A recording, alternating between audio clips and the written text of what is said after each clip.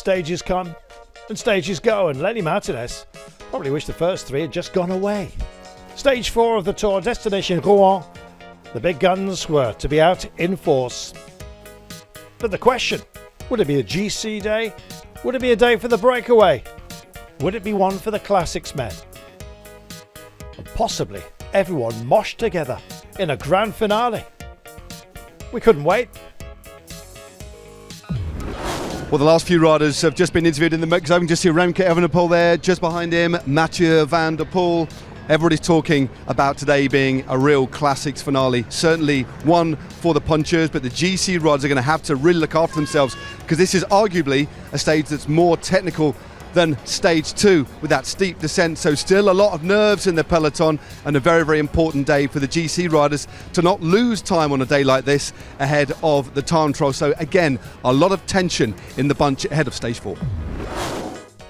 It's been a remarkably busy Tour de France. Pogacar resplendent upon the shoulders of Tim Wellens, who took it from Tadej Pogacar, who was hoping today to nail down his 100th pro win.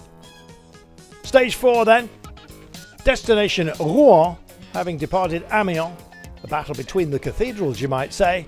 Well, who was saying their prayers? Well, once we turned back north for our finale, that's where the categorised climbs kicked in, and some real walls to contend with. Not nice.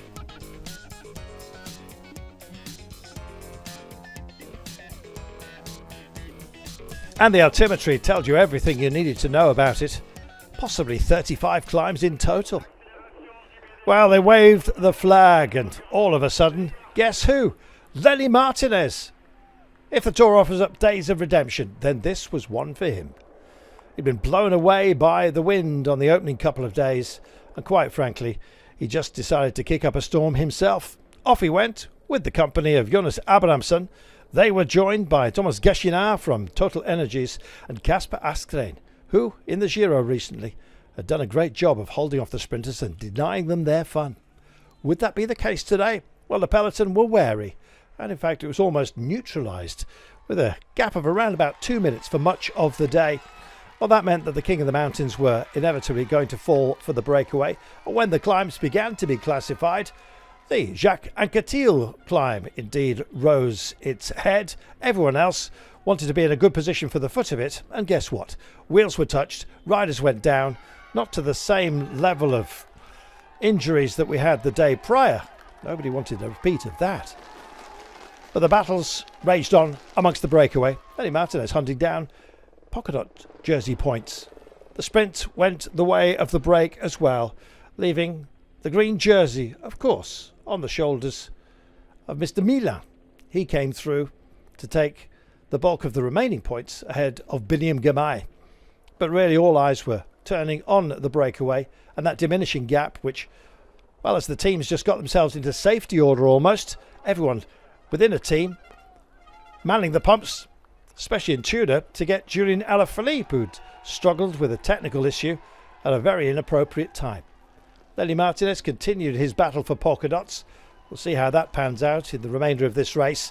Meanwhile, the GC teams were lined out and lovely. UE Team Emirates really bossing it.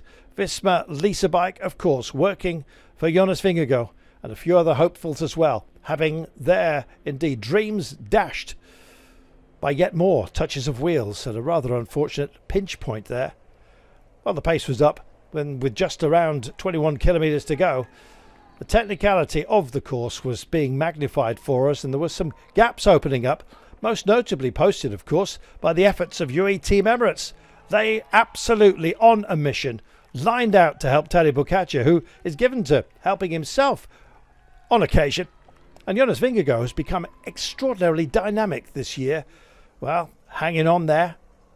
Remco Evenepoel not wanting anything to slip from his grasp. Sadly, it looked that way for Ben O'Connor today, having been caught out by one of the tumbles.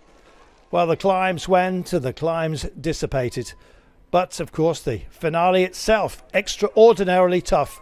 Everyone knew they needed teammates around them, but it was the principals who were bossing it, and it looked at this point like it was going to be a GC day. Would that be the case, though? The road snaked, it bucked and ebbed as well. It was a phenomenal day of racing in absolute glorious sunshine for much of it. Look at that, Vingegaard, Pogacar, Remco Evenepoel. They were all there and gunning for it, and why not? And when that 15% punishing incline came, we were worried for many. But we didn't have to worry about Tadej Pogacar. He was in attacking mode, and likewise Jonas Vingegaard went over to his back wheel. Now, would this be the moment that Pogacar left everybody, including Vingegaard, behind? The yellow jersey went backwards. What would the gaps be at the end of the day? Well, there was a gap that started to open up between Pogacar and Vingegaard, but Vingegaard was in wrestling mode. Absolutely superb. Looked back, saw the gap, knew it was all down to him, Vingegaard. He had to basically press go and get back to Pogacar. A phenomenal effort by the two leading lights of the sport. The KOM points came, meaning a polka dot will be worn by Tadej Pogacar for the time trial.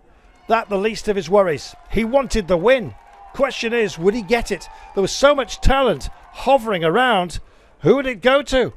Mathieu van der Poel was not out of it either. This was amazing. GC men versus Classics men. Time for the battle to commence.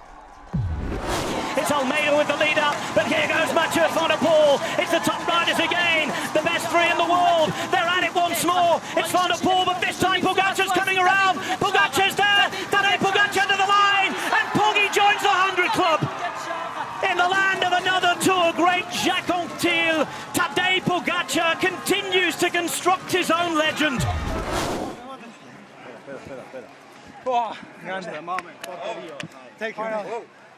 An absolutely remarkable day and a remarkable rider who has taken this victory and done it in the World Champions stripes. For him, it doesn't get much better than that. He will be in polka dots for the time trial, but the smile says it all.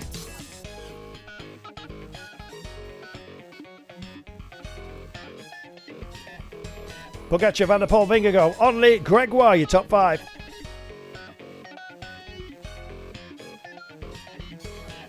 I tried with an attack the second last climb, the last climb, and then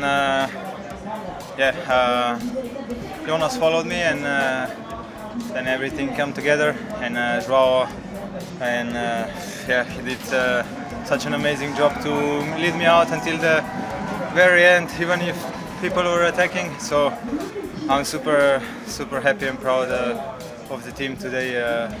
Amazing. I'm just without words. It was such a nice victory. Number 100. 100 victory in your career, and you do it on the Tour de France. What a symbol. Yeah, to win at the Tour is incredible. In this jersey, even more, and to have 100 victory, it's amazing. Yeah. Mathieu van der Poel still leads the race in yellow. It'll be a yellow skin suit for him tomorrow on the time trial. Tadej Pogacar is our King of the Mountains man, but he doesn't mind that. And we don't mind either, because this year's Tour de France is proving to be one of the all-time classic editions. What's on the cards tomorrow? It is 33 kilometres of the race of truth against the clock. A loop around Caen. Will it be tough? Oh yes, there's so much at stake. Most notably, of course, a yellow jersey. How will it pan out? Nobody quite knows in this race. Totally unpredictable, but absolutely beautiful for it. We look forward to your company tomorrow.